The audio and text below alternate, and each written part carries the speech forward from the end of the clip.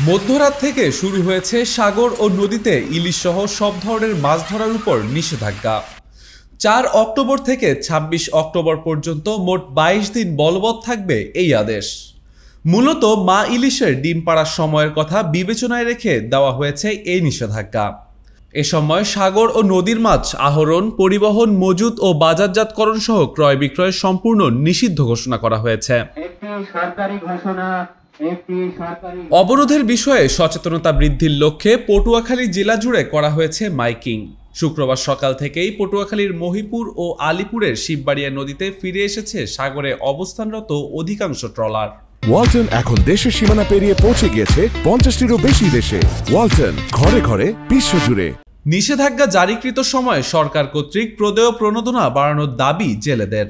পাশাপাশি পার্শ্ববর্তী দেশের জেলেদের আগ্রাসন বন্ধে সমুদ্রের প্রশাসনের টহল বাড়ানোর দাবি জানিয়েছেন তারা। যে চাল দেয় এই চাল হয় না, জেলের তালিকা হিসাবে চাল কম হয়ে যায়, বিশেষ করে চাল আরো বাড়ায় দেওয়া উচিত। আমরা এই অবরোধ মানি, কিন্তু আমরা অবরোধ মানলে এই ডিম ছাড়লে ১৫ দিন পর আমরা ফিরে গেলে নামিয়ে ধরতে পারি, কিন্তু ১২ তালার আই সব ধরিলে ডিম ছাড়ার মৌসুম ঠিক মতন দিয়েছে। আমরা অবরোধ ঠিকভাবে মানি এইভাবে ঠিক আছে। আমরা 2 দিন আগেই উঠে গেছি। 12 তার জাইলার জন্য আরো করতে পারে। হ্যাঁ, এই যে দিলে আমাকে আরো ভালো হয়। এদিকে মা ইলিশের ডিম ছাড়ার সময় হওয়ায় ইলিশের প্রজনন নিরাপদ রাখতেই এমন উদ্যোগ নেওয়া হয়েছে বলে জানিয়েছে প্রশাসন।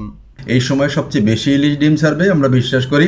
আমরা এই 22 দিনের সময়টা আমরা মৎস্য অধিদপ্তর, প্রশাসন এবং নৌপুলিশ সকলের সাথে সমন্বিতভাবে আমরা এই 22 দিনের মা ইলিশের প্রজনন মৌসুম সুন্দরভাবে বাস্তবায়ন করব।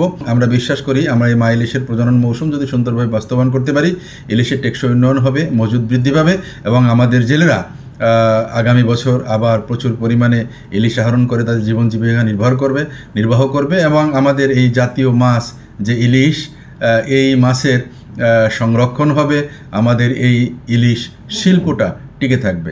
পটুয়াখালী থেকে মোহাম্মদ সোহাগ হোসেনের পাঠানো তথ্য ছবিতে ডেস্ক রিপোর্ট, মানবজমিন।